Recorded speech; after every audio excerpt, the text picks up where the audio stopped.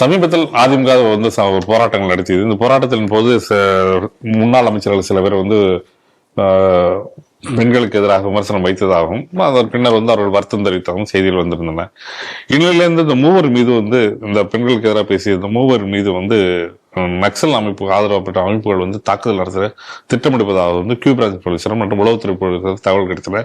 இது தொடர்பாக வந்து அவங்களுக்கு வந்து அவங்களுக்கு கொண்டாட பாதுகாப்பை கொடுக்கணும். எப்ப அவங்க அட்டாக் பண்ணலாம் அப்படின்னு முடிவு பண்ணிக்கிறாங்கன்னா தேர்தல் பிரச்சாரத்தின் போது. இந்த தேர்தல் பிரச்சாரத்தின் போது அவர்களுடைய செயல்படி பெண்களை வைத்தே அட்டாக் செய்தோம். அதன் மூலமாக இந்த அவர்களுக்கு பல்வேறு துன்புறுத்தல் பண்ணலாம் அப்படின்னு சொல்லிட்டு கியூபாக் போலீசார் இது பண்ணாங்க. இதுக்கு பின்னாடி அவர்களுக்கு வந்து ஒரு பாதுகாப்பு பலப்படுத்தலாம்னு சொல்லிட்டு போலீசார் தரப்புல வந்து இது பண்ணிருக்காங்க. மேலும் வந்து தொடர்பான விஷயங்களே அவங்க தீவிர கண்காணிப்பில் ஈடுபட்டு வருவதாக ஒரு செய்தி வந்திருக்கு. இந்த செய்தியை எடுப்பாங்க. இந்த செய்திக்குள்ளார போகிறதுக்கு முன்னாடி மனோ தங்கராஜ் இப்ப வந்து ஒரு கேவலமாக அதாவது ஒரு விவாதம் நடக்கிறது. அந்த விவாதத்துல பேசிட்டு கொண்டு இருக்கும் பொழுது அங்க இருக்கக்கூடிய நாம் தமிழர் கட்சிகள் மற்ற எதிர்கட்சிகள் சார்ந்தவர்கள் எல்லாம் அங்க வந்து விசில் அடிக்கிறார்கள். அங்க வந்து இவருக்கு எதிராக அங்க கோஷங்கள் எழுப்பின உடனே இவர் வந்து ரொம்ப ஆக்ரோஷமாக ரொம்ப இழிவாக பேசுகிறார். ரொம்ப தரம் தாழ்ந்த ஒரு விஷயத்தை வந்து அவர் அங்க பேசியிருக்கிறார். சரி, இன்னைக்கு திமுகவுக்கு வந்து இந்த மாதிரி தரம் தாழ்ந்து பேசுவதோ இல்லை பெண்களை குறித்து தரம் தாழ்ந்து பேசுவதோ அது வந்து அவர்களுக்கு புதிதான ஒரு விஷயமே கிடையாது. அது இன்னைக்கு நேர்த்திக்கல்ல, திமுகவினுடைய பரம்பரையிலேயே வந்த ஒரு விஷயம். இது யாருக்கும் தெரியாத ஒன்றும் கிடையாது, எல்லாருக்குமே தெரிஞ்ச விஷயம்தான். திமுகவினுடைய கொள்கை பரப்பு செயலாளர்களோ இல்ல மேடை பேச்சாளர்களோ யாருமே வந்து பெரிய அளவுல ரொம்ப தரமாக பேசியது என்பது மிக குறைவுதான். பெரிய அளவுக்கு அவங்க வந்து இந்த மாதிரி பேசக்கூடிய ஆட்கள் தான் நிறைய பேர் இருக்காத நம்ம பார்த்திருக்கோம். நிறைய இப்ப சமூக வலைதளங்கள் இருக்கனால இவங்க பேசுற வீடியோக்கள் எல்லாம் இன்னைக்கு வந்து வெளியே இருக்கிறதையும் பாக்குறோம். ஏன் முதல்வர் ஸ்டாலினே கூட அந்த மாதிரி பலது பேசியிருக்கிறதையும் கூட வீடியோக்களாக, அதாவது போன எலெக்ஷனுக்கு முன்னாடி இந்த கிராம சபை கூட்டங்கள் எல்லாம் பேசும் பொழுது, அதாவது அதிமுக ஆட்சியில் இருந்தபோது இவர் கிராம சபை கூட்டங்கள் எல்லாம் கலந்து பேசிய சமயங்கள் எல்லாம் இவர் எப்படி பேசினாருங்கிற வீடியோக்கள் எல்லாம் அப்ப வெளியே வந்தது பாக்குறோம்.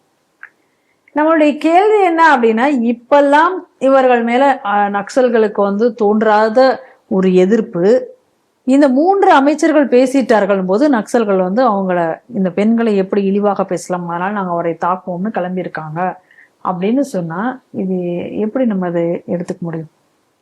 இன்னைக்கு தமிழகம் முழுவதும் பெண்களை பத்தி தரக்குறைவாக பேசுறது ஒரு பக்கம் இருக்கட்டும், பெண்களுக்கே பாதுகாப்பு இல்லாத மாநிலமாக இன்னைக்கு தமிழகம் மாறிவிட்டது. எங்க போனாலும் எங்கே பார்த்தாலும் பொதுமக்கள் வந்து ஒரு அச்சத்துலதான் இருக்கிறத தெளிவாக நம்மளால பார்க்க முடியுது. எங்க போய் கேட்டாலும் எல்லாராலையும் தர முடியும்.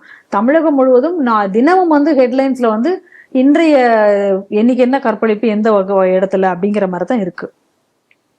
போக்சோ வழக்குகள் அப்படின்னு சொல்லி ஒரு தனி காலமே வந்து தினமலர் வந்து அதுக்காக போட்டாங்க. பெரும்பான்மையான கைது செய்யப்பட்டதும் அரசியல் திமுக குடும்பத்தில இருந்து உள்ளவங்க தான் நிறைய பேருங்கிறதையும் நம்மளால பார்க்க முடிகிறது. இந்த நிலையில இவங்க வந்து யாரை குறித்து வந்து இத வந்து பேசுறாங்க?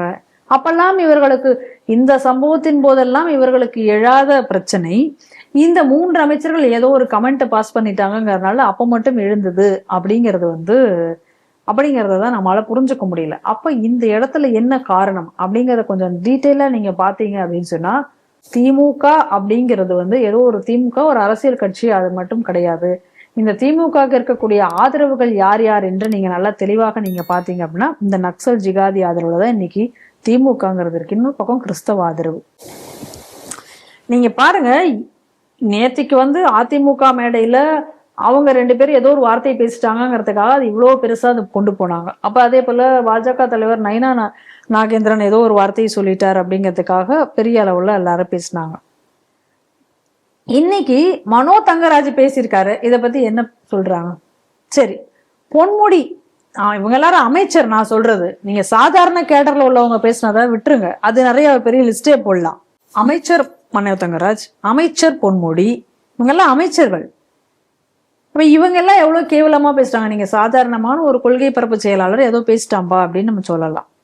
ஆனா அமைச்சர்களே இப்படி பேசின லிஸ்ட் உங்ககிட்ட இருக்கு. அப்ப இந்த அமைச்சர்கள் மீது இந்த நக்சல்களுக்கு நடவடிக்கை எடுக்கணும் அப்படின்னு தோணலையா?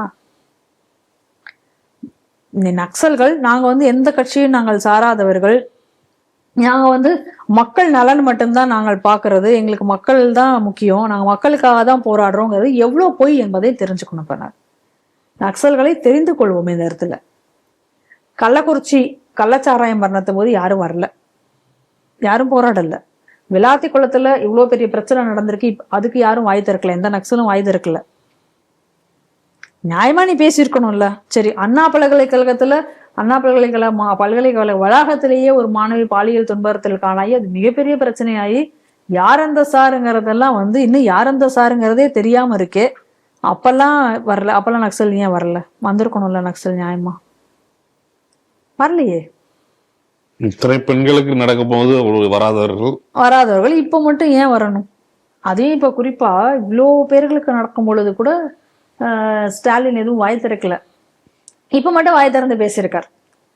அதுக்கு காரணம் என்னவோ அப்படிங்கக்கூடிய ஒரு கேள்வி எல்லார் மனதிலும் இருக்கு. இவ்வளோ பெண்களை பத்தி எல்லாருமே பேசினாங்க. இப்ப நான் என்ன கேட்கிறேன், சிவாஜி கிருஷ்ணமூர்த்தி ஒருவேளை நடிகையா இருக்கலாமோ? இல்ல, அதுதான் நான் இப்ப கேட்கிறேன். அது நடிகையிலையும் பாரபட்சம் இருக்கிறதாங்கிற கேள்விதான் இப்ப வருது. ஏன்னா அவர் கட்சியிலே நடிகையை பத்தி பேசும்போது கமெண்ட் தான். இப்ப சிவாஜி கிருஷ்ணமூர்த்தி எல்லா நடிகைகளையும் எவ்வளவு கேவலமாக பேசினார். சைதை சாதிக் எப்படி பேசினார். இப்ப அவங்க மேல எல்லாம் எந்த நடவடிக்கையும் பெரிய அளவுல எடுக்கப்படவில்லையே. நீங்க நியாயமா அவங்க எல்லாம் கட்சியில இருந்து நீக்கி இருந்தீங்க அப்படின்னா இன்னைக்கு இவங்க பேசினதுக்காக பேசிட்டாரு அப்படின்னு சொல்லலாம். அப்ப குறிப்பிட்ட ஒரு நடிகையை பத்தி பேசினா மட்டும்தான் இப்ப இவங்களுக்கு கோபம் வருமா, உடனே பொங்கி எழுவார்களா அப்படிங்கக்கூடிய சந்தேகம் எல்லார் மனதிலையும் மகனோட சேர்ந்து நடிச்சனால அந்த நடிகை பேர் இருக்கலாம். அந்த ஒரு சிந்தனையாக கூட இருக்கலாம், நமக்கு தெரியாது. ஆனா இது மாதிரியாக இப்ப இந்த ஒரு சிந்தனை இருக்கதான் செய்கிறது. இப்ப நம்ம அடுத்தது இந்த நக்சல் வருவோம். இப்ப இந்த நக்சல் தான் என் மையமாக என்னுடைய கேள்வியே. இப்ப இந்த கோவன் ஒருத்தர் இருந்தார். இப்ப இந்த கோவன் என்ன பண்ணாரு அப்படின்னு பாத்தீங்கன்னா, ஒரு எலெக்ஷனுக்கு டிஎம்கே கிட்ட பணம் வாங்கிட்டு பாட்டெல்லாம் போட்டு கொடுத்து டான்ஸ் எல்லாம் ஆடினார். அன்னைக்கு டிஎம்கே எதிர்கட்சியாக இருந்தது. அன்னைக்கு சாராய கடை எதிர்த்து போராட்டம்லாம் அன்னைக்கு நடத்தினாரு. பெரிய பாட்டெல்லாம் போட்டு கொடுத்தாரு. இன்னைக்கு நம்ம என்ன கேட்கணும்னா, ஏன்னா அந்த சாராயத்தினால இன்னைக்கு எத்தனை பேர் இழந்து செத்துட்டு இருக்கானே, அதுவும் இந்த கள்ளச்சாராயம் வேற இவ்வளவு ஈஸியா கிடைக்குது. பத்தாவதுக்கு போதை மருந்துங்கிறது இன்னைக்கு எல்லா பையங்க கையிலையும் கிடத்து எல்லா பையனோட லைஃபுமே போயிட்டு இருக்கே. முட்டாய் மாதிரி வாங்கி அவனுங்க தின்னுட்டு இருக்காங்களே போதைய. அப்பெல்லாம் ஏன் உங்களுக்கு பாட்டு வரலையா? பாட்டெல்லாம் மறந்து போச்சா, இல்ல அந்த தப்பு அடிக்கிறதெல்லாம் மறந்து போச்சா, என்னமோ தெரியல. இப்ப இது உடனே இப்போ இங்க ஏதோ ஒரு மத்திய சென்ட்ரல் கவர்மெண்டோட ஸ்கீமோ இல்ல சென்ட்ரல் கவர்மெண்டோட ஏதோ வருதுன்னா அப்ப மட்டும் இவங்க அந்த தார தப்பட்டை அதெல்லாம் அப்ப வேலை செய்யுமா? ஏன் எல்லா நேரமும் அது இருக்கணும் இல்ல? அப்ப நக்சல்கள் என்பது யார்? ஏன் நக்சல்களை நம்ம மக்கள் நலனுக்கும் அவர்களுக்கும் சம்பந்தம் கிடையாது, அவர்கள் அதை பத்தி நினைக்கக்கூடிய ஆட்கள் கிடையாது, நக்சல்கள் எவ்வளவு பெரிய ஆபத்து என்பதை நம்ம இதுல இருந்து புரிஞ்சுக்கணும். அப்ப இன்னைக்கு ஒரு விஷயத்த நம்ம இதன் மூலமா புரிஞ்சுக்க வேண்டியது என்ன அப்படின்னா, இன்னைக்கு திமுகவினுடைய கூட்டணியில இருக்கக்கூடிய பார்ட்னர்ஸ் யாரு அப்படிங்கறது நம்ம இதுல இருந்து தெரிஞ்சுக்கணும். மக்கள் வெளிப்படைய வேண்டும், அவ்வளவுதான் நம்ம இதுல சொல்ல வேண்டியது. இப்ப இதுல நம்ம ஒரு விஷயத்த நம்ம நல்லா தெளிவா புரிஞ்சுக்கணும். என்ன அப்படின்னு சொன்னா, இன்னைக்கு திமுக ஒருவேளை ஜெயிக்கிறது அப்படின்னு எடுத்துக்கொண்டால் அது திமுக ஜெயிக்கிறதுன்னு பார்க்க கூடாது. அதுக்கு ஜிகாதிகள் ஜெயிக்கிறது, நக்சல்கள் ஜெயிக்கிறார்கள் அப்படின்னு தான் நம்ம இதை பார்க்க வேண்டும் என்பதை நாம இதுல இருந்து தெளிவாக நம்ம புரிந்து கொள்ள வேண்டும்.